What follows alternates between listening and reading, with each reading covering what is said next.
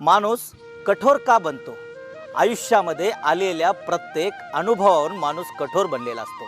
ते अनुभव कुठले? वेदनादायी अनुभव त्यांनी त्याच्या आयुष्यामध्ये अनुभवलेले असतात। प्रत्येक वेळी केलेल्या कार्याला आलेलं अपयश, प्रत्येक वेळी दुखावलं गेलेलं मन त्यासाठी तो झगडलेला असतो। पण या प्रत्येक ठिकाणी कुठंतरी एक निराशा झालेली असते। आयुष्यामध्ये सर्वांसाठी करून जेव्हा माणूस थकतो तेव्हा तो मनानं थकत नाही, तर त्याच्यावर आलेल्या अनुभवावरून, त्याला मिळालेल्या वेदनेमुळे तो मनामध्ये दुखावला जातो।